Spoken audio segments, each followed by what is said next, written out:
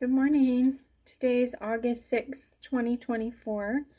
We have a commentary from First Deportation from Judah. Okay. Hold on here. Okay. As Judah cringes like a frightened child between two fighting bullies, the showdown finally takes place at the city of Carchemish on the Euphrates River in the Mesopotamian region east of Canaan. In one of the greatest battles of the ancient world, Nebuchadnezzar II, who was just succeeded by his father, soundly defeats the Egyptians under Pharaoh Necho, just as Jeremiah has prophesied. So in 605 BC, Judah is left in its most vulnerable position ever, and, as expected, Nebuchadnezzar seizes the opportunity to make Judah a tributary. As later historical records will show, many people of Judah, including a young man by the name of Daniel, who will become a great servant of God, are now taken captive to Babylon, along with confiscated temple articles. This group of captives is only the first of many who will follow. Later, Babylonian incursions will result in even more people of Judah being carried away. In a somewhat enigmatic reference, the writer of the Chronicles says that King Jehoiakim is also bound and taken captive. Nebuchadnezzar evidently changes his mind. However, because it is clear that Jehoiakim continues as a puppet king in Jerusalem until his death some 8 years later. Noteworthy in the historical record is a brief reference to the fact that Egypt is unable to help Judah in its time of crisis, just as the prophets had foretold. Okay, we're in 2 Kings 24, 605 BC. It's also 2 Chronicles 36:6 in Babylonia. So during Jehoiakim's reign, Nebuchadnezzar, king of Babylon, invaded the land, and Jehoiakim became his vassal for 3 years. Nebuchadnezzar, king of Babylon, attacked him and bound him with bronze shackles to take him to Babylon. Nebuchadnezzar also took to Babylon articles from the temple of the Lord and put them in his temple there. The king of Egypt did not march out from his own country again because the king of Babylon had taken all his territory from the Wadi of Egypt to the Euphrates River. And we have another commentary. Jeremiah tells length of captivity. With the first captives already taken away to Babylonia, God sends word to Jeremiah to tell the people exactly how long the period of captivity will last, and to let them know that this first strike by Babylonia is by no means the last.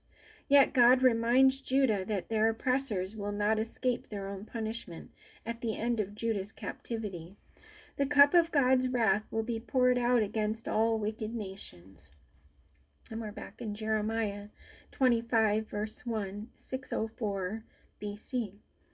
The word came to Jeremiah concerning all the people of Judah in the 4th year of Jehoiakim, son of Josiah, king of Judah, which was the 1st year of Nebuchadnezzar, king of Babylon. So Jeremiah the prophet said to all the people of Judah and to all those living in Jerusalem, for 23 years from the 13th year of Josiah, son of Ammon, king of Judah, until this very day, the word of the Lord has come to me, and I have spoken to you again and again, but you have not listened.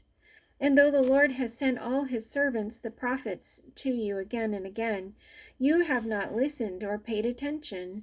They said, "Turn now, each of you, from your evil ways and your evil practices, and you can stay in the land the Lord gave to you and your fathers forever and ever. Do not follow other gods to serve and worship them. Do not provoke me to anger with what your hands have made. Then I will not harm you." But you did not listen to me, declares the Lord, and you have provoked me with what your hands have made, and you have brought harm to yourselves. Therefore the Lord Almighty says this: Because you have not listened to my words, I will summon all the peoples of the north, and my servant Nebuchadnezzar, king of Babylon, declares the Lord. And I will bring them against the land and its inhabitants, and against all the surrounding nations. I will completely destroy them and make them an object of horror and scorn, and an everlasting ruin. I will banish them from the sounds of joy and gladness, the voices of bride and bridegroom, the sound of millstones and the light of the lamp. This whole country will become a desolate wasteland, and these nations will serve the king of Babylon 70 years. But when the 70 years are fulfilled, I will punish the king of Babylon and his nation, the land of the Babylonians, for their guilt, declares the Lord, and will make it desolate forever. I will bring upon that land all the things I have spoken against it, all that are written in this book and prophesied by Jeremiah against all the nations. They themselves will be enslaved by many nations and great kings. I will repay them according to their deeds and the work of their hands. This is what the Lord, the God of Israel, said to me. Take from my hand this cup filled with the wine of my wrath, and make all the nations to whom I send you drink it. When they drink it, they will stagger and go mad because of the sword I will send among them. So I took the cup from the Lord's hand and made all the nations to whom he sent me drink it. Jerusalem and the towns of Judah, its kings and officials, to make them a ruin and an object of horror and scorn and cursing, as they are today. Pharaoh, king of Egypt, his attendants, his officials, and all his people, and all the foreign people there, all the kings of Uz, all the kings of the Philistines, those of Ashkelon, Gaza, Ekron, and the people left at Ashdod, Edom, Moab, and Ammon, all the kings of Tyre and Sidon, the kings of the coastlands across the sea, Dedan, Tema, Buz, and all who are in distant places, all the kings of Arabia, and all the kings of the foreign people who live in the desert, all the kings of Zimri, Elam, and Media, and all the kings of the north, near and far, one after the other, all the kingdoms on the face of the earth. And after all of them, the king of Shishak will drink it too. Then tell them, this is what the Lord Almighty, the God of Israel, says. Drink, get drunk, and vomit, and fall to rise no more because of the sword I will send among you. But if they refuse to take the cup from your hand and drink, tell them, this is what the Lord Almighty says. You must drink it.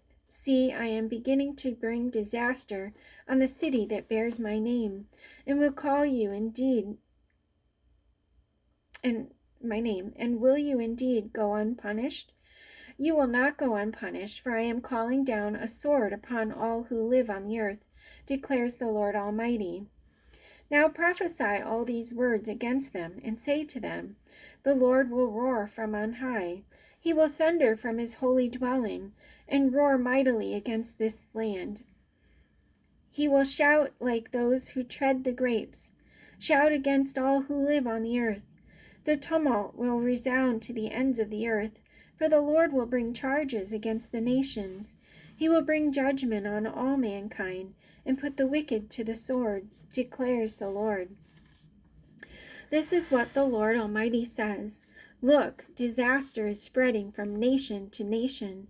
A mighty storm is rising from the ends of the earth.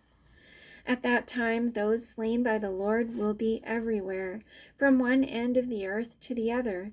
They will not be mourned or gathered up or buried, but will be like refuse, lying on the ground. Weep and wail, you shepherds. Roll in the dust, you leaders of the flock. For your time to be slaughtered has come. You will fall and be shattered like fine pottery. The shepherds will have nowhere to flee, the leaders of the flock no place to escape. Hear the cry of the shepherds, the wailing of the leaders of the flock, for the Lord is destroying their pasture. The peaceful meadows will be laid waste because of the fierce anger of the Lord. Like a lion he will leave his lair, and their land will become desolate, because of the sword of the oppressor, and because of the Lord's fierce anger. And we have a brief commentary. To illustrate further the cause of his wrath, God calls attention to the clan of Rechabites, who for generations have obeyed their forefathers' command to live an ascetic and nomadic life.